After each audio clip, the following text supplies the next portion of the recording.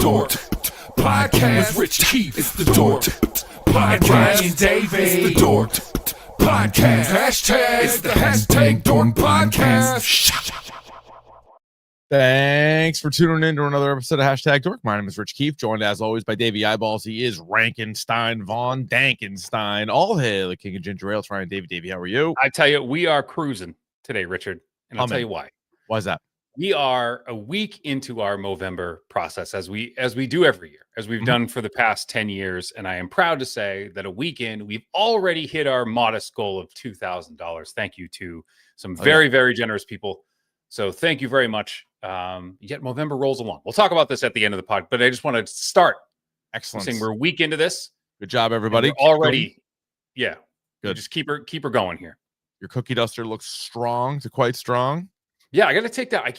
I don't shave like at all ever. So I like forget that I have to shave. So I do. It's a little, I got the 5 o'clock shadow going around the edges. I got to clean that up a little bit. But Still firm though. Very firm, very strong. Good looking. Yes. Good looking thing right there.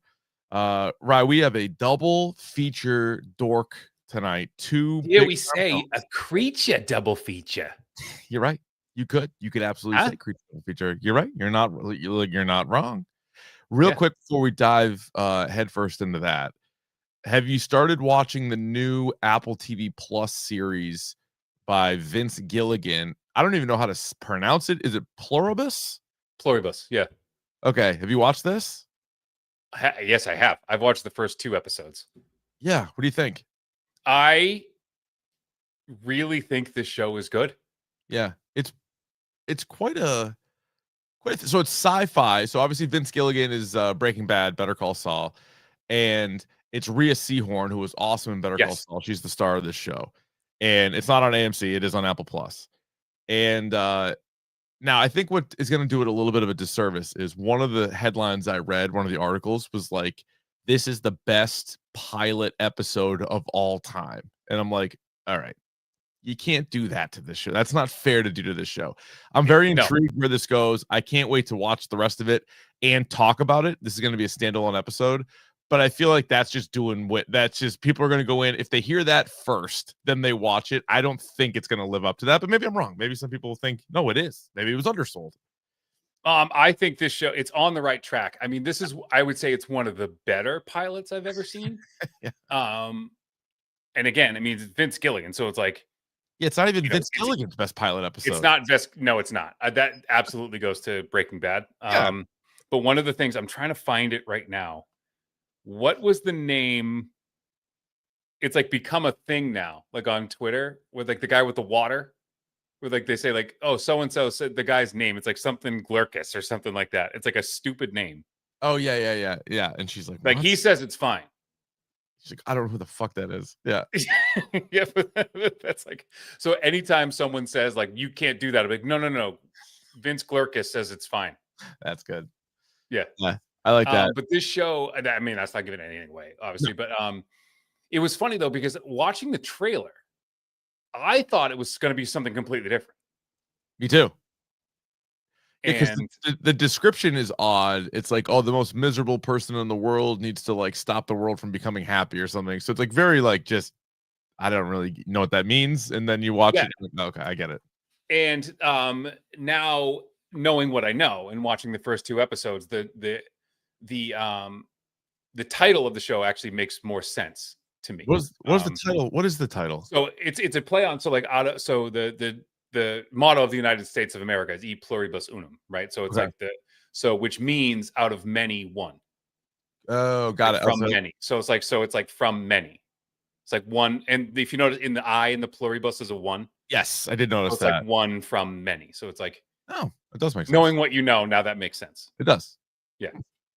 I'll stick with and this. If you're familiar with Rick and Morty, this concept will be very will be very hit, you'll get it. Yeah, immediately. That's true. I forget if I read if it was 7 or 9 episodes. Either way, I'm pretty sure it's under 10. And Vince Gilligan said he plans this to be 4 seasons. Oh, interesting. Okay. Which God love him. He knows when to end a show. No one ends a show better than Vince Gilligan. That's true. Yeah. Leaves you wanting more. So, all right. So anyway, add that to the list for everybody. I am because all the movies I was watching this weekend, I am behind on It and Chair Company. Same. So we Okay. can, I Can't wait. the what do you call it? The soup we're talking about today, whatever you call it. I watched it twice. Wait, what'd you watch twice? What we're talking about right now. Oh, the topic du jour. The soup. Cool. The soup. Yeah. Wait, the first topic du jour or the second Yes. topic du jour you watched first. twice? Oh, wow. That's a lot of time. It's a lot of time. Well, I'm excited to talk about it. So let's stop delaying it. I just want to let the people know. Add Pluribus to your mix between Pluribus, It, Welcome to Dairy, and the Chair Company. Those are 3 #dork stamped soon to be standalone episodes. But I'm glad we had a chance to watch these 2 films as well. So let's dive in. Y'all ready for Bisque? Yes, I'm ready for Bisque. Well, I'm glad you asked because it's the topic of the day. And today, Frankenstein, 2025's Frankenstein. It is Guillermo del Toro's long-awaited Frankenstein. He has talked about making this movie for decades. It was in theaters a couple weeks ago. It is now streaming for everybody on Netflix. It is a horror drama sci-fi which runs 2 hours and 29 minutes. It is rated R. We begin with all of our TV and movie reviews spoiler free. Ryan, Frankenstein, did you like it? I adore this movie. Oh, excellent. Did you like it? Yeah, I did. I have some interesting critiques of it, a few issues with it that I'm looking forward to talking about. But I enjoyed myself. I liked watching it. I thought it's like it's a big movie, if that makes sense. And not just the title characters even, but like the settings and like all the different places it was shot and all the everything else. Like it is just a big time. It feels like a Best Picture nominee type of movie, you know? Yeah, and more than that, I think Guillermo del Toro has been on record saying that this has been his dream project. Yes. For his whole life. Mm. And it's clear. Yeah. Like it's clear that like, and one of the things that he does, I think better than anybody, is he's able to take what's in his imagination and put it on screen. Like that. It's like watching someone, this is hard to explain, but it's like watching him read the book and like what's going on in his mind as he's reading the book. Yeah. This is what he feels. And it's like, it's the perfect guy. Like I was a little disappointed that, because I like Lee Winnall, but The Wolfman was not a very good movie that came out earlier this year. And you're like, he would have been good for The Wolfman. Like he loves monsters. When he won his Oscar for The Shape of Water, like his acceptance speeches was all about like, I'm a kid who like loved monsters. I loved monster movies. I love telling their stories. I love all that stuff. And you can see it in Hellboy. You can see it in some of the other, like Pan's Labyrinth, some of the other movies that he has done. And so I was excited to see what he's going to do with Frankenstein. It's also, now you can speak to this clearly because this is sort of apples to oranges. Like the stuff you cover at school, it is like way in the past. But there's something about this to me that a book written over 200 years ago is like still getting adapted and is still being told. It's still like, hey, I'm going to do my take on it. And like Frankenstein, even though common mix up, Frankenstein's monster is not Frankenstein, but whatever. Like just that name is a household name. Everybody knows Frankenstein. It's like an all-time character. And this book was written forever ago. Yeah, and it's crazy to me too that, you know, if you look at some of the negative reviews of this, it's like, well, it's nothing new. He didn't do anything new with the story. Like, wait, no, he stayed like mostly true to the story. Like, this is what the story is. Like, I don't understand. Like, what were you expecting? Were you expecting? Well, I think he did make some changes to the book, and like, I obviously had read the book and been aware of the book, but I did like a refresher because I'm like, I don't remember every detail of it. So like after watching the movie, I was like, all right, let me dig into this a little bit more. And he did. Yeah, there's one thing he left out.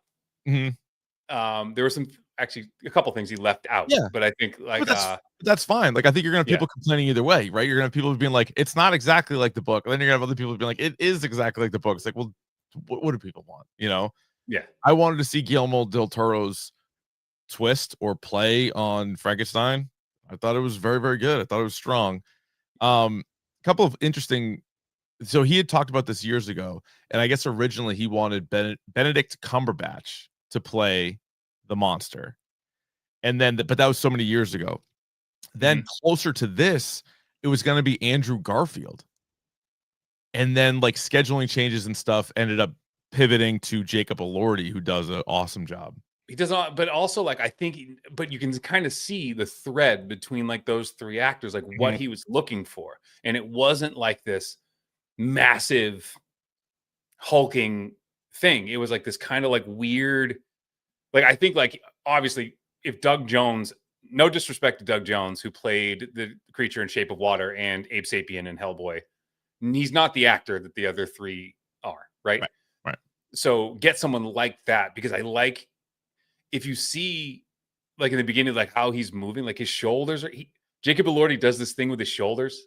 Like they're like double jointed kind of. I'm doing it. Like I'm trying to do it the best I can. He like rounds them forward and like up. It's like this really weird thing. Yeah, you got to get, you got to, because it's not all your own body parts. So like, it's got to look like that.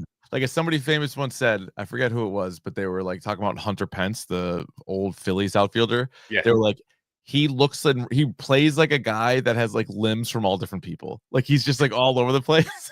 It's like those aren't his arms or his legs. And they're all good. They all have a mind of their own, and they're all running in different directions. Yeah. They all just do their own thing. He does not look the part, but I could still hit. So yeah, they go to Jacob Elordi for it. Oscar Isaac, he is going to get some Oscar buzz, I would imagine, for this. He plays a madman as Victor Frankenstein. And which is great. He's listed at 5'9". I don't think he's 5'9". He's Dustin Pedroia 5'9". Yeah, tippy toes 5'9". And Jacob Elordi is like 6'5". Yeah. So the height difference between the two of them when they're face to face is significant.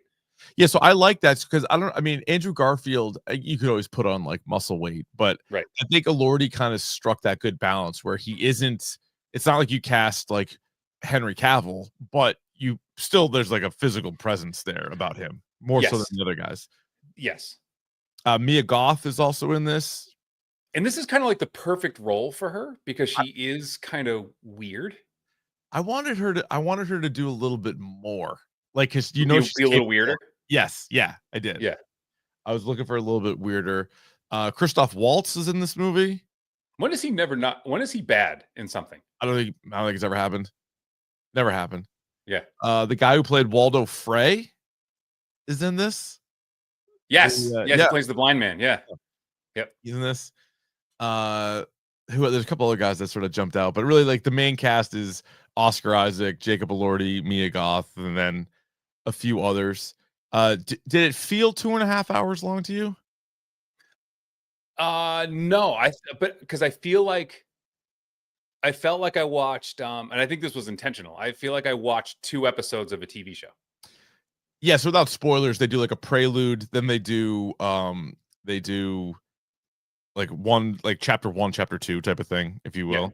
And so yeah, it kind of broke it up. No, but it was nice. If you wanted to take a break, you could. If you wanted to pause it, like at that point. That is the beauty of Netflix. But yeah, part 1 is Victor's Tale, part 2 is The Creature's Tale. And so it's like, I don't know. I thought that was pretty good. Anything else non-spoiler before you get to either like the best parts, some of the nitpicks and things like that? I mean, I think if you're on the fence about it, I mean, one of the things that I think I'm pissed about is that I didn't see it in the theater. And I know I could probably still find it somewhere. Yes. But I am kind of pissed that I didn't see it in the theater. It is. Yeah, because I wasn't sure what to expect in that sense. Like I know a lot of Guillermo del Toro's movies are sort of like, they're like close to event type movies. I mean, maybe not that far. It's not like a Nolan movie, but there is something about like wanting to see it on the biggest screen possible. So like, yeah, I saw it in my home theater. I didn't see it in like a real theater, and it was pretty badass. Like it was really, really good. I was pretty, I don't know. I was thinking more like, on the slab, working in the laboratory type shit than it was like some of like the big open spaces that they had. So it looked really cool. Yeah, and I think that's kind of like the visual aspect of it is like the lab and stuff is like very tight and very isolating, and then they get into like these, like you said, these wide shots, that are just fucking phenomenal. Yeah, like that probably looked amazing on a big screen. 100%. I forgot to mention, Roddy T scores 86% critic, 95% audience.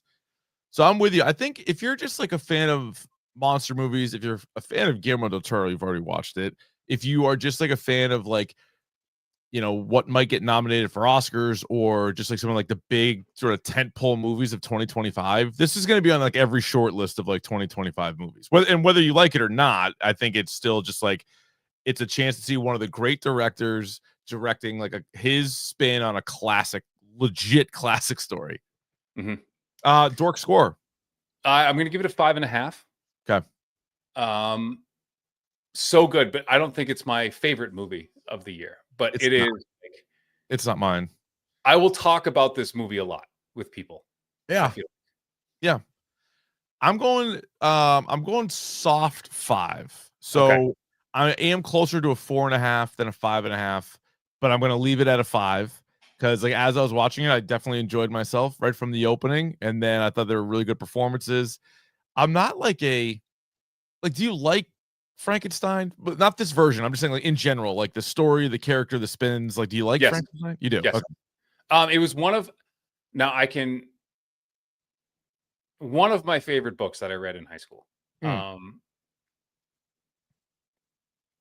And it was, I think like it's one of those things that, I do. I think this is like a pretty good adaptation of the book. Again, with some things left out, and one of the only books from high school I've read multiple times. Interesting. Yeah. See, I like when you go back to like the old monster movies, like the movies of like the 30s. Like I like Dracula more than Frankenstein, but I'm more interested in the Frankenstein story than I was like Wolfman, Creature from the Blue Lagoon, Mummy stuff. Like I think he's a clear second of like that world, Yeah. But yeah, so I'm going 5. Dave's going 5.5. You guys can let us know if you're watching live on YouTube, or you can hit us up on Twitter and Instagram at Dork Podcast. You can email us dorkpodcast@gmail.com. Any other Frankenstein thoughts, non-spoiler? Not from me. Okay. All right. Spoilers! Here come the spoilers! All right, so once again, this it's sort of told in a few different ways. You get a really cool action scene right off the rip where you get like the monster is going after Victor and goes to the ship and he's looking for him, and Frankenstein's running away, and the monster goes and just causes destruction, and he's looking for him. He's like, let me after this fucker, and all the people on the ship are trying to stop him. There's an awesome scene where some guy tries to get in the way of the monster, and he punches him in a way where his like back just like does like a bridge, but like a snap bridge, and like freezes there and then goes down like awkwardly. That was sick. I had to rewind it because like, what did he do to him? Because like you just see this guy's like just like goes right back, and then he hit absolutely the best choke slam I've seen on film. Yes, he had Undertaker would be proud. Oh yeah, like sky high. Yeah, like Big Show. Yeah. Choke slam. It was pretty good. So he's causing all kinds of mayhem. You realize he can't really be hurt, and they're like in like the North Pole, or at least that's where these guys are headed. So they're like way up there in the Arctic. So it's freezing. They're on ice. The ship is stuck in ice, and like from Jump Street, I'm like, this looks amazing, and that's what I'm like. Man, this looks like it's going to be one of these like big like epics. And then he goes through causing chaos. The people on the crew bring up Victor, get him in the room. He's talking to the captain, like, what the fuck is going on out there? And he's just like, let him have me. And they're like, no, what the fuck? Yeah, what is it? And he's like, I know this guy's trying to get after us. And then they dump him in the water, right? Like they shoot a hole down there, they dump him in the water. So like he's gone. And he's like, all right, let me tell you a story. And then it goes into Victor's tale. And this is when you go like flashbacks and you get the whole thing. You get Kid, Victor Frankenstein, and I guess they took this is like a little change right from the, like his dad's a prick in this. Yeah. Played by Tywin Lannister. Yes. I think he had like Charles Dance, I believe is it Charles Dance? Is always popping up and stuff. So he plays, he's just a dick in everything. He's a little bit typecast, but he's good at it. Yeah. But he's a real piece of shit in this. He loves his brother more than he likes Victor. But I think in the book, the dad was like supportive. I don't think he was an asshole. Yeah. Like this. That's I think Yeah, and I think it was always Vic, and I think that's, I mean, to me, I mean, if you want to read into it, like that's just the story Victor tells. That's his justification for being the way that he is. And I think that's part of like his character is never really taking responsibility for anything he does. Good point. He does say right before you get into the flashbacks, some of what I'll tell you is fact, some is not, but it is all true. But it's all true. And I was like, what the fuck? Yeah. I was like, how could that be true? Some of it's true, some of it's fact or whatever, or some of it is not. I'm like, well, if it's not a fact, how is it anyway? Well, some of it's true, some of it's untrue, but it's all, wait, some of it's fact, some But of this it's is what he not. says. I have wrote it down. Some of what I'll tell you is fact. Yeah. Some is not, but it is all true. Because I think, okay, if I were to, the trickster in me is saying that like the feelings that I have, you can't deny that that's true. Whether or not it happened exactly this way, this is, you know, like when people argue, like, well, that's how I feel. Yeah. Like, well, that doesn't mean anything. I It can't doesn't really mean anything. tell anything about that. Yeah. So I think that's, but again, it's his way of what's true that happened to me is not my fault. Yep. Yep. I did what I did because of that. Mm-hmm. And you know what I mean? So it's a way of skirting responsibility. Yeah. Yeah. And so when you get the, and I was gonna say, when you get the creature story, you know, no, that's true. Because I don't know how to lie. Correct. Oh no, that is definitely true. I feel like. So here's one of my nitpicks as we'll sort of go through the story too. One of my main nitpicks in this is there's very little, if any, gray area when it comes between Victor Frankenstein and the monster. Like you're watching this movie, you're like, Victor Frankenstein is the monster, and they even literally put that line of dialogue in there where we're like, yeah, you kind of hit us in the face with that, like we get it. They're like, he's bad, and at no point are you like, he's doing some good things. Like he's all bad. And I feel like the creature is really, especially when you hear his story, he's all good. He's only a sympathetic character. I think there should have been a little bit more of like Victor's trying to do good, or have the monster do a couple really fucked up things. So then, like in the book, he does like fucked up things. In this, he does like by accident. You know, like no, but doesn't he kill his brother's wife? Like in the book, he like kills her because he's like so they get into some of this in the movie where he's like, I need like a partner. Like I need somebody else. You need to make me a partner.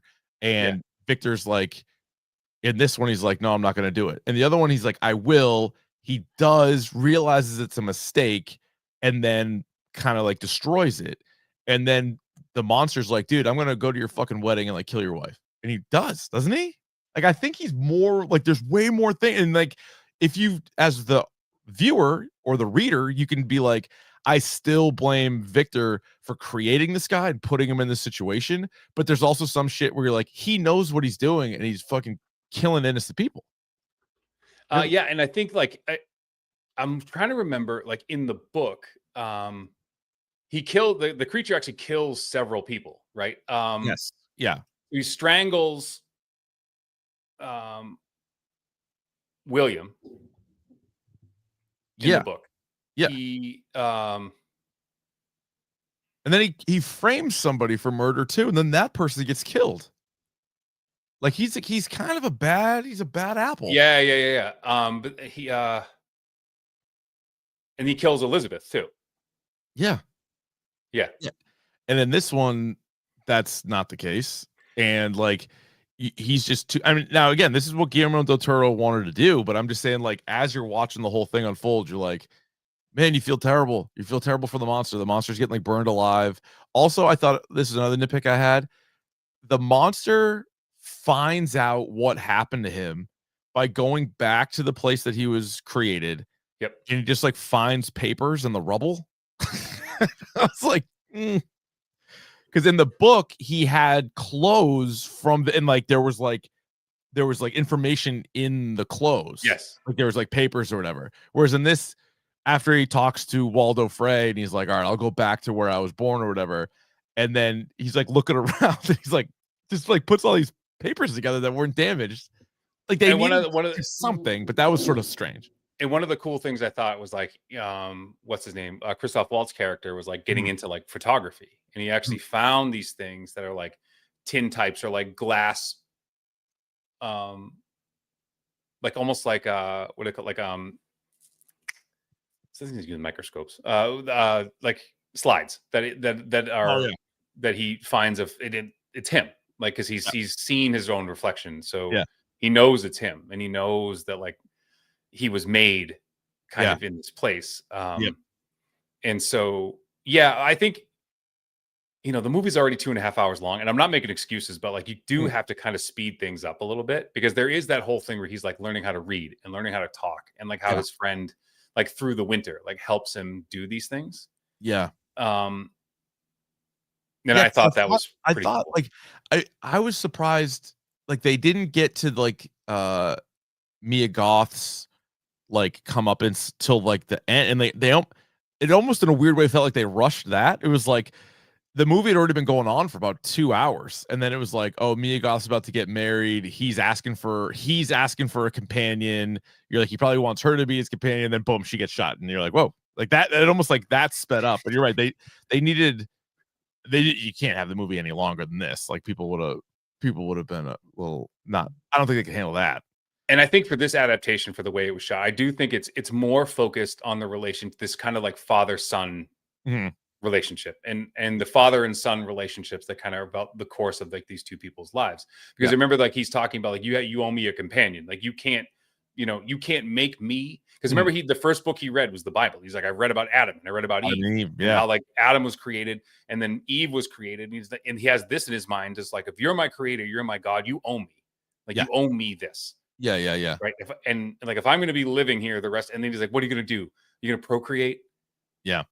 So he's like, you want to be a dad now? Like you want to fill this role, and you can't, And so I think it's this denial of a real life that I think the creature is like going after Victor for. And I love the idea that I'm not going to kill you. Like, I'm just going to keep coming after you. You're going to chase me. Yeah. And like, you're going to like, I'm going to tell everybody what you did. Cause now he's like, I'm going to tell everybody what you did. Yeah.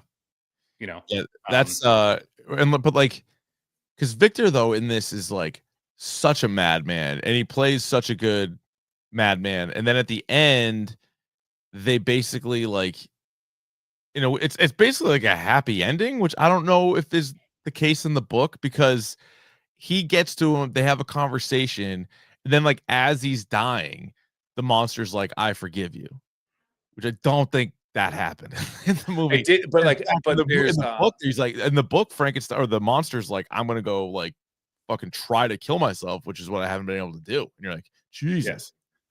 But I think it ends definitely a more hopeful thing. But do you remember the blind guy says to him that like wisdom is knowing you've been wrong and forgetting about it and moving on. Like that's wisdom. So, and it's something that,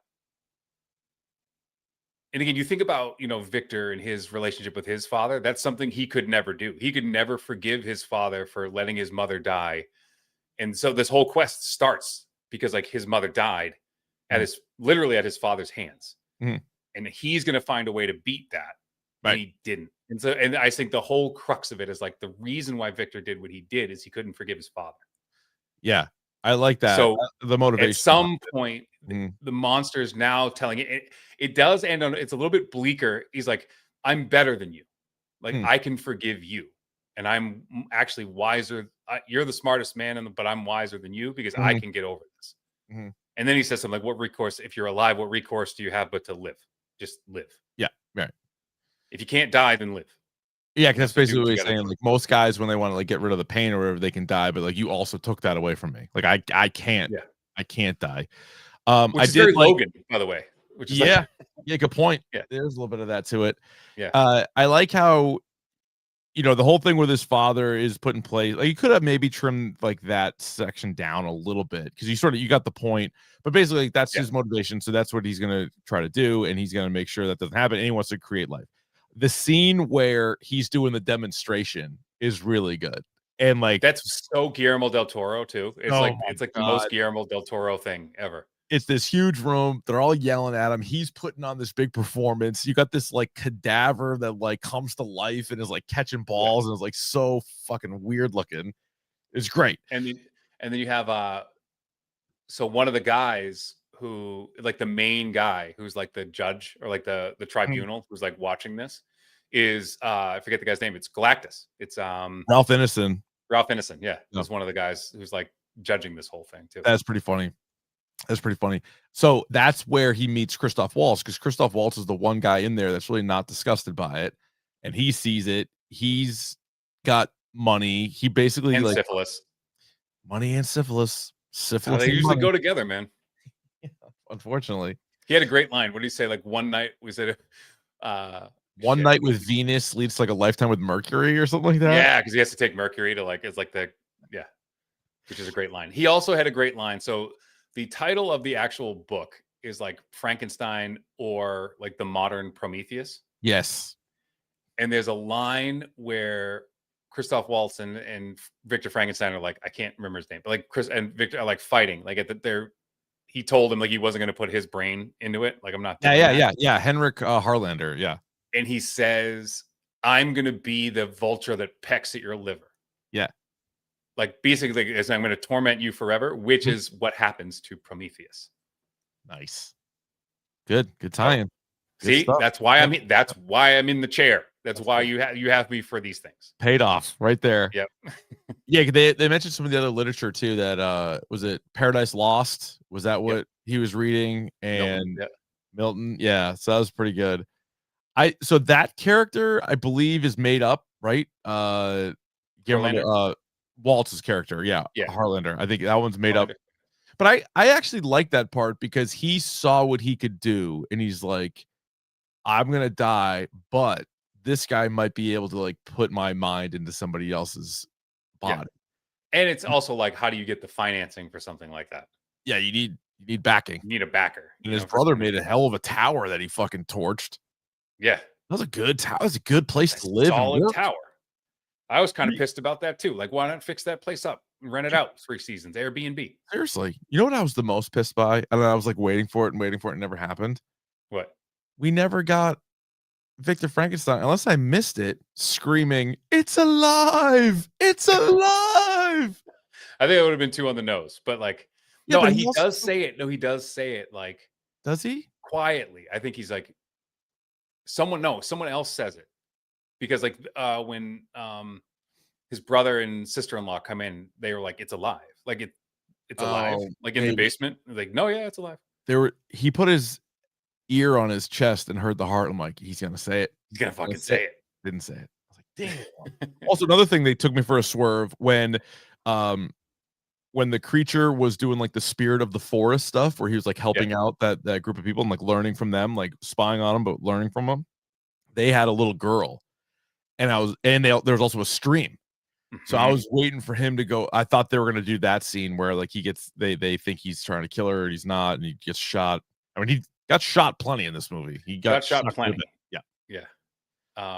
He wasn't green. It's funny when wasn't green. When you see him, he is blue a little bit. He's like blue. Yeah, one of the bodies. Well, it's funny too, the conversations that Waltz and Frankenstein were having about like which bodies to get that they can use. They're like, if you go to like a war scene, like I don't want the ones on top, I don't want the ones on the bottom. Like, give me some of the other bodies. Like, it needs to have preferably with the head intact, long limbs. I was like, oh my god, yeah. Lord.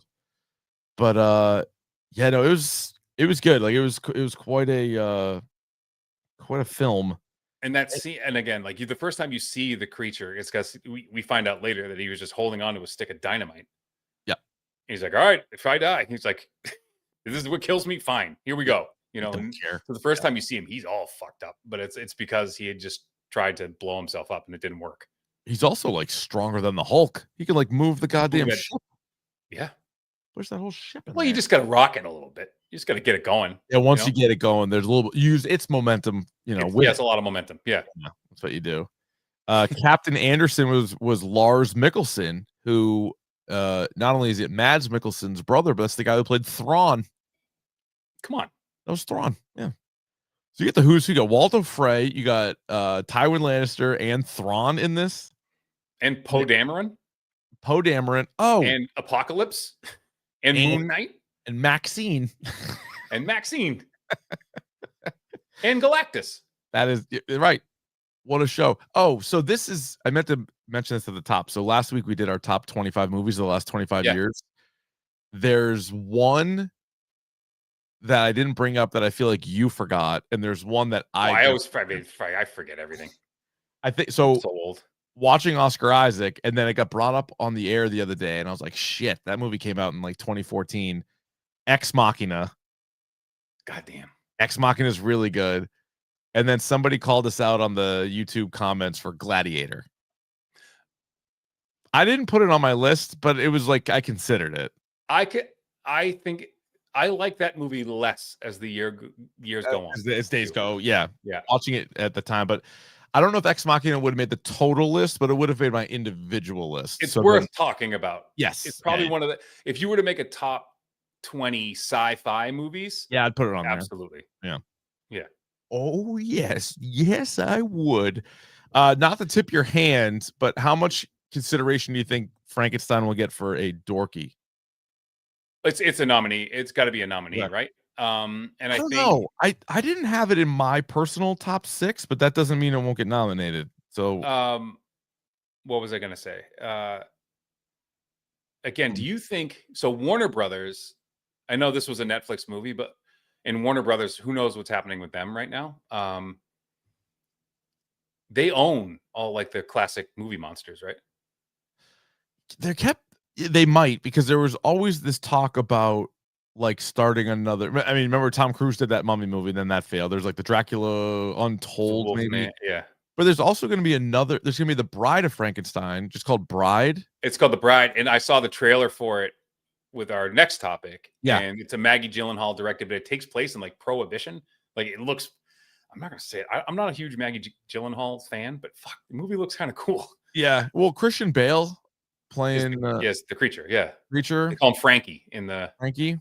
Yeah, and then the girl who's playing the bride is, I don't know who she is. Well, I'll tell you, I haven't seen this movie. I don't even know if it's out yet, but I was listening to one of these podcasts talking about Oscar movies. So her name's Jessie Buckley. Yeah. And she's in a movie called Hamnet, which is about Shakespeare when they lost their kid.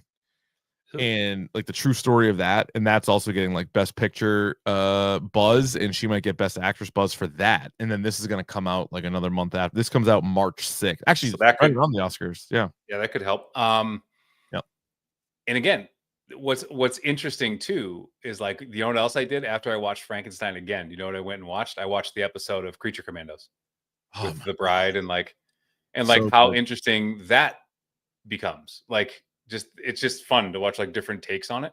I'm fascinated as to when James Gunn's going to introduce live action Frankenstein and Bride of Frankenstein, because those characters. Well, that's what I was saying, because they're DC's Warner Brothers, right? So like, do you give Guillermo del Toro the James Gunn, Kevin Feige treatment, or Dave Filoni, and be like, do whatever you want?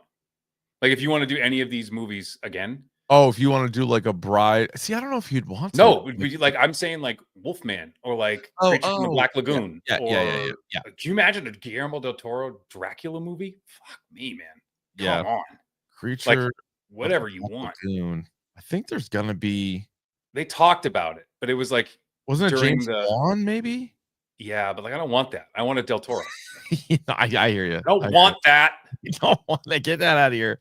What's weird though, I don't know how this works. Like, you know how Dracula was in Marvel Comics, like straight up Dracula.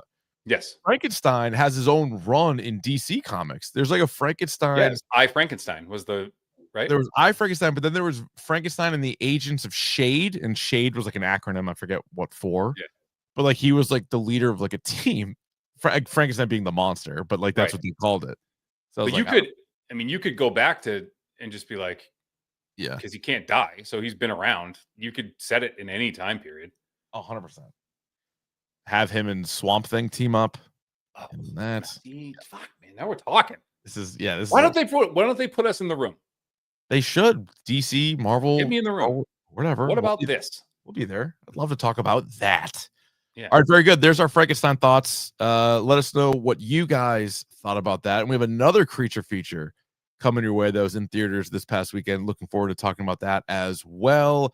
Ryan, in the meantime, stay curious. The Hashtag Dork Podcast.